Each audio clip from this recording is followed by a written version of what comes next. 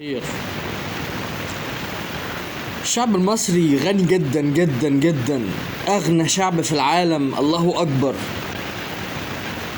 الناس في محلات الكباب والكفتة والسمك والجزارات، مئات جوه المحلات وبره المحلات منتظرة دورها. ناس معاها ملايين وبتشتكي من رفع الاسعار. لا ده استعباط. لازم الاسعار تعلى اكتر، تزيد اكتر واكتر واكتر واكتر.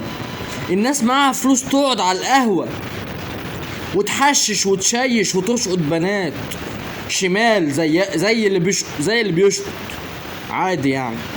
جايبين الفلوس دي منين؟ ما هو اكيد اشتغلوا وجابوا فلوس.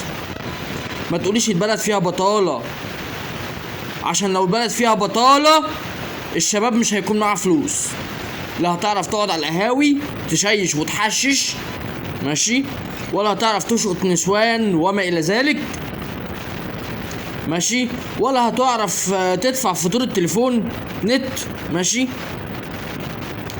ولا هتعرف تنزل تكروز وتتفسح بالعربيات بنزين 95 بي امات ومرسيدس احدث موديل ماشي. ولا هتقدر تاكل لحمة كل يوم، ولا سمك كل يوم، ولا الوقوف قصاد فرغلي سواء المهندسين او مصر الجديدة يوميا بالمئات ماشي. الدنيا لذيذة والناس معاها ملايين، بيشتكوا ليه من رفع الاسعار؟ انا عايز افهم، ما احنا عايشين اهو ولزاز. خلي الاسعار تعلى اكتر واكتر واكتر واكتر واكتر، دلعوا الناس، دلعوا الشعب.